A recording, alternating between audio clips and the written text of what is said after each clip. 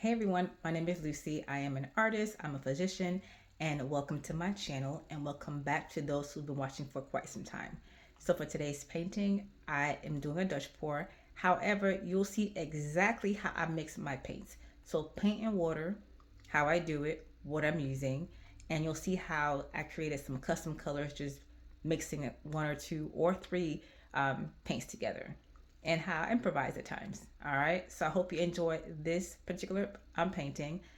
It's been quite some time, but you'll find out why in the video. But thank you again for sticking with me. I really appreciate that. So I will catch y'all soon, but please enjoy the video. Don't forget to comment, like, subscribe, and share. And I truly appreciate it. All right. Bye. Hey everyone. So colors here are going to be turquoise blue, and then we have the emerald green, and of course the Bleu Vert iridescent, Arteza pearl chartreuse, and I have manganese blue, and then I have bleu noir iridescent. But all these I will put in the show notes for you, so that way you have these exact colors. Now I do go on and take some colors out, put some colors in, because either there was not enough. Oh yeah, here's my custom gold here. But either there was not enough, or I figured, hey, there's a little bit left. Let me get that, but let me add something else to it. And so first off, what I'm going to mix is going to be some of these colors here. So I have the turquoise blue, and I figured, oh my goodness, there's not much in there at all. So it's very little, and I am trying all, but nothing came out. So I figured, let's try. I am trying. But you'll see that even after my many tries, not successful. And so I had to let that one go. So instead here, I'm going to mix the Amsterdam emerald green. And again, all this here is going to be mixed with just paint and water. So just a little bit there. And then I'm going to have the iridescent blue green by Pebeo Studio Acrylics. And again, I have not mixed these two before. This was just me literally just saying, hey, you know what? Let's just see what happens. And it turned out pretty good. So I'm definitely going to be using this mix again in the very near future. All right, so I just have some regular tap water that I just put in a cup. There's nothing else to it. Just turn the sink on, put the water in a cup. I have my popsicle stick, and I'm just going to be mixing here. So I'm going to speed up the video just a little bit so you can see what I'm mixing and also see the consistency. And so as I'm mixing this, I also have my next several colors already picked out. So that way you'll see me getting those mixed in as well too. But for consistency, you want it to be just like warm honey. So if it's too viscous, it's not going to work out.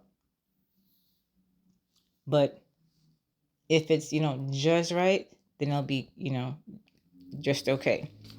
Now, again, you saw me try to pour a little bit. I did get just a tiny bit of turquoise blue out of there. Just very, very little, but that's what I mixed in, so that I officially ran out of that one. So I'll order some more for that.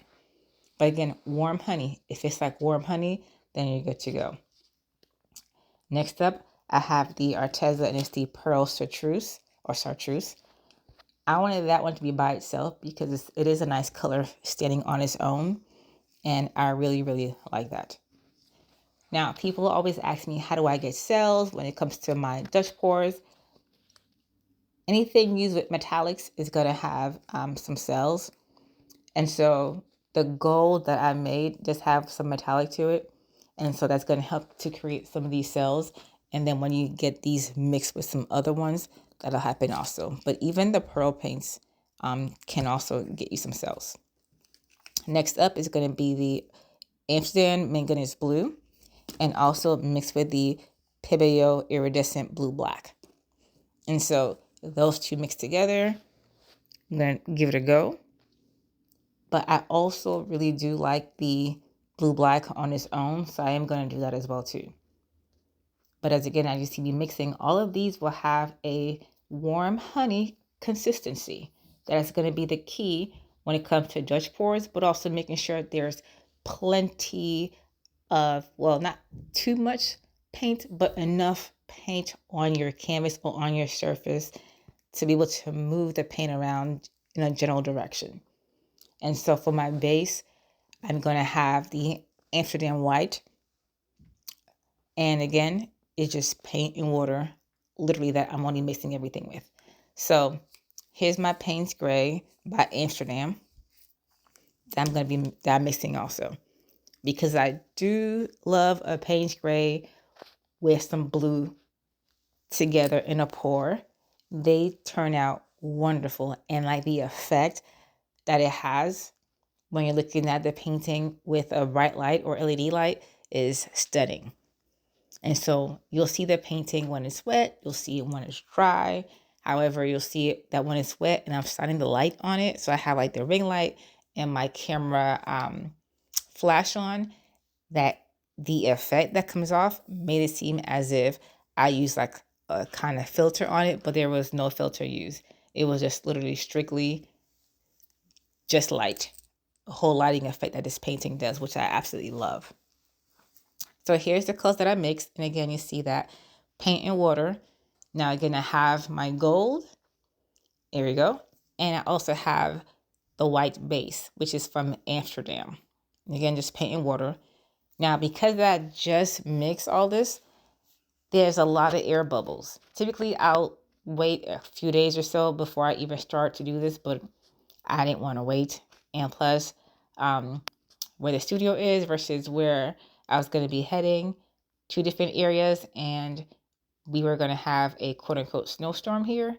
And so things were going to get shut down, so I wouldn't have access to be able to come back and do this in a timely fashion. But this is why it's been quite some time for me to get this video out. Was one, to get back here, and two is because I'm using a different editing software, and so I've been trying to learn how to use it, so that's been taking me a little bit of time too. So we'll see how this one even ends up, because I do not know. All right, so you see how the paint flows nice and smooth, right? And again, warm honey all the way around. I am going to add a little bit more paint in the center, so that way I have a nice bed for the paint to flow when I do the pour. But you'll see what I'm talking about in just a little bit though. But make sure you get every corner, every edge, so that way the paint can definitely run over the edge, but has somewhere to go and not just get stuck in the middle of your canvas or whatever surface that you are using. All right, so here's that little bed that I talked about that I'm going to put in the middle, and I'll get it a little bit more evenly spread out. Here we go. But this way, the fluid has, the fluid meaning the paint, definitely has enough backing to flow in any direction.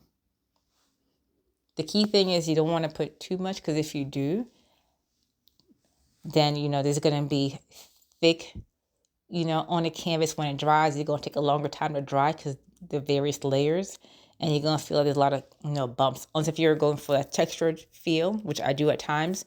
If you don't want that, then make sure it's nice and even. And so again, here's all the colors that we mixed that I'm layering it out for you. And this is my gold. Now my gold is a little bit thick, so I made sure that when I did continue to spread it out, I made it nice and even and flow, so that way it would not leave any kind of texture for this one. I just wanted a flat painting here. The gold's a tad thick, so bear with me. Now, if you're wondering how am I going to varnish this, or am I going to use resin for this one, because I can see the dry version right now, I think I'm definitely going to varnish with probably a spray varnish, but I'm going to make it more so of a nice shine, but not too shiny, but it's definitely going to, bring those colors right back out, because they're still stunning without any varnish right now. So it's been sitting tight on my art table for the past 2.5, possibly 3 weeks at this point. And so it's fairly dry. However, I'll let it continue to cure for a couple more weeks before I even think about doing anything else to it. So it's going to just stay there for the meantime.